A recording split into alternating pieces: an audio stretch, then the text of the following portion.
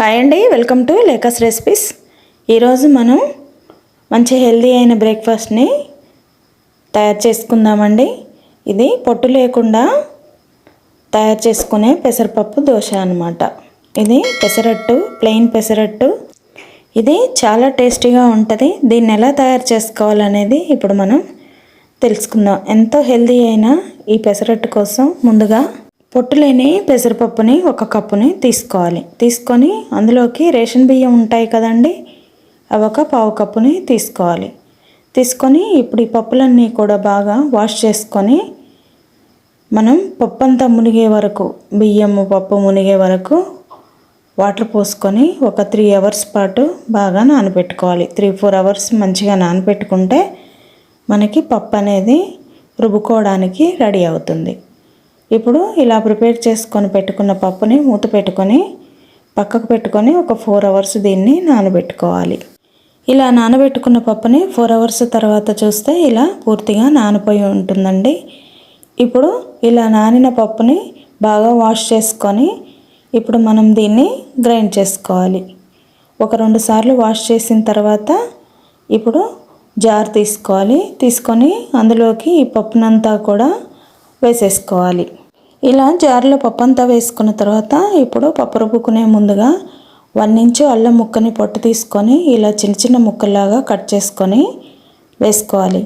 వేసుకున్న తర్వాత ఇప్పుడు అదే పప్పులో ఒక 2 పచ్చిమిర్చిని చిన్న చిన్న పీసెస్ లాగా కట్ చేసుకొని అవి కూడా వేసుకోవాలి. వేసుకున్న తర్వాత ఒక 1/2 టీ స్పూన్ జీలకర్ర వేసుకోవాలి. వేసేసుకొని ఇప్పుడు ఇందులో పప్పు రుబ్బుకోవడానికి సరిపడగా వాటర్ వేసుకోవాలి. వేసేసుకొని మూత పెట్టుకొని పప్పునంతా కూడా చాలా మెత్తగా గ్రైండ్ చేసుకోవాలి. చూసారా, ఇలా స్పూన్తో మీకు చూపించే విధంగా ఉండేంత జారుగా ఉండాలి పిండి. ఇలా వేలుతో చూస్తే చాలా మెత్తగా ఉండాలన్నమాట. ఇంత మెత్తగా గ్రైండ్ చేసుకోవాలి. చేసుకున్న ఈ పిండిని ఒక బౌల్లో వేసేసుకోవాలి. ఇలా బౌల్లో వేసుకున్న తర్వాత ఇందులోకి 1 టీ స్పూన్ సాల్ట్ వేసుకోవాలి. వేసేసుకొని పిండినంతా కూడా ఒకసారి బాగా కలుపుకోవాలి. ఇలా మీకు చూపించే విధంగా జారుగా ఉండాలన్నమాట. దోశ పిండి ఎలా ఉండాలో అలాగా పిండిని రెడీ చేసుకోవాలి. చేసుకున్న తర్వాత మూత పెట్టుకొని ఇప్పుడు పిండినంతా కూడా పక్కకు పెట్టుకోవాలి.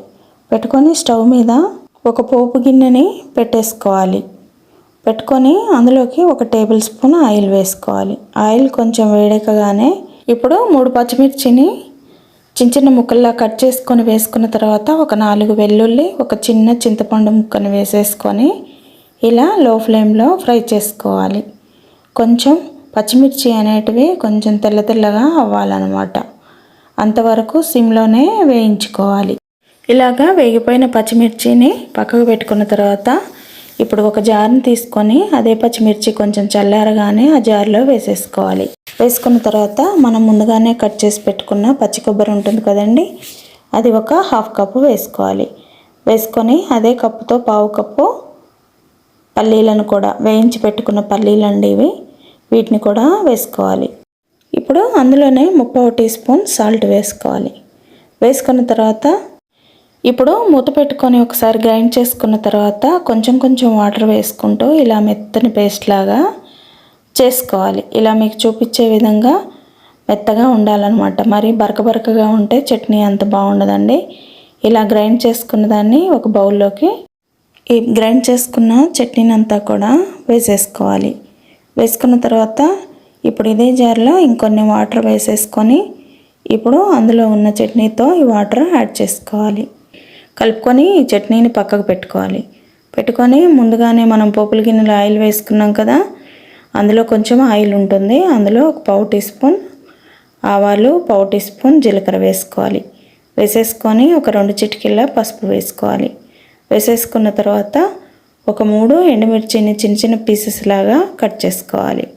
కట్ చేసుకొని అవి కూడా కొంచెం వేగగానే ఒక రెమ్మ కరివేపాకును కూడా వేసుకోవాలి. వేసేసుకొని ఇప్పుడు ఈ పోపు అంతా కూడా బాగా కలుపుకోవాలి. కలుపుకున్న ఈ పోపుని అదే చట్నీలో వేసేసుకోవాలి. ఇప్పుడు ఈ పోపు అంతా గిన్నెలో వేసుకున్న తర్వాత ఒకసారి కలుపుకోవాలి. ఇందులో ఒకవేళ మీకు నచ్చితే పప్పులు కూడా వేసుకోవచ్చండి. మా పిల్లలు పెద్దగా ఇష్టపడరు కాబట్టి నేను వేయలేదు. ఒకవేళ మీరు తినేది ఉంటే ఇందులో పచ్చెనపప్పు కానీ మినపప్పును కానీ వేసుకోవచ్చు. ఇలాగా రెడీ చేసుకున్న ఈ చట్నీని మూత పెట్టుకొని పక్కకు పెట్టుకోవాలి. పెట్టుకున్న తర్వాత ఒక ప్యాన్ తీసుకోవాలి.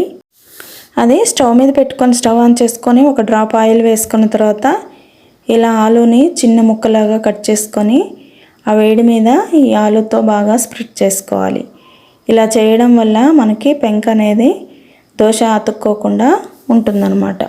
ఇలాగా ఆయిల్తో మొత్తం పెంకంతా స్ప్రెడ్ చేసిన తర్వాత ఇలా మీరు చూసే విధంగా దోశ పిండినంతా కూడా దోశలాగా వేసేసుకోవాలి.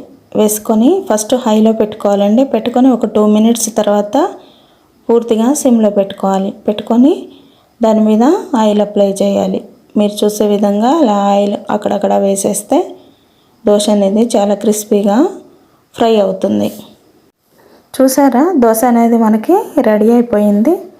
ఎంతో టేస్టీగా ఉండే దోశ అనేది రెడీ అయిపోయింది. Crispy and tasty dosa ready అయిపోయింది. ఇలానే ఇంకొక దోశని మనం వేసుకుందాం. ఇప్పుడు అలాగే ఇంకొక గరిటెని పిండిని తీసుకొని కూడా ఫ్లేమ్ని హైలో ఒక 2 మినిట్స్ పాటు పెట్టుకొని దోశ అంతా కొంచెం ఉడికిన తర్వాత ఇప్పుడు సిమ్లోకి అడ్జస్ట్ చేసుకోవాలి. ఇలా సిమ్లోనే ఉన్నప్పుడు మనం ఆయిల్ అంతా అప్లై చేసేసి దోశని నిదానంగా కాలనివ్వాలి. ఇప్పుడు మీకు నచ్చితే దీని మీద ఆనియన్, క్యారెట్ తర్వాత ఇవన్నీ కూడా వేసుకోవచ్చు. నేను వేయలేదండి, మీకు ఒకవేళ నచ్చినట్లయితే మీరు వేసుకోవచ్చు. ఇలాగా వేసుకున్న దోశ ఫ్రై అవ్వగానే ఇప్పుడు మనం దీన్ని తీసేసుకుందాం. ఇలానే అన్ని దోశల్ని కూడా ఒకదానింట వేసేసుకొని ఇంకా తినేయడమే. చూసారా, ఎంతో టేస్టీగా యమ్మీగా ఉండే దోశలు రెడీ అయిపోయాయండి. వీటితో పాటు అల్లం చట్నీ, కొబ్బరి పచ్చడితో సర్వ్ చేసుకుంటే దోశ అనేది పర్ఫెక్ట్గా ఉంటుంది. ఎప్పుడైనా మా అమ్మతో దోశ కావాలి అమ్మ అంటే పొద్దున్నే పప్పు నానేసి బ్రేక్ఫాస్ట్ టైం వరకు ఈ దోశని మాకు రెడీ చేసి పెట్టేదండి. చాలా క్విక్గా మనం తయారు చేసుకోవచ్చు. మార్నింగ్లో లేవగానే పప్పు నానబెట్టుకొని ఒక 3 అవర్స్ తర్వాత రుబ్బుకొని దోశను మనం రెడీ చేసుకోవచ్చు. నచ్చిందా అండి దోశ? నచ్చితే మీరు మీ ఫ్యామిలీకి చేసి పెట్టండి. నచ్చితే లైక్ చేయండి, మీ ఫ్రెండ్స్కి ఫ్యామిలీ మెంబర్స్కి షేర్ చేయండి. లేకాస్ రెసిపీ ఛానల్ని సబ్స్క్రైబ్ చేసుకోండి. Thank you.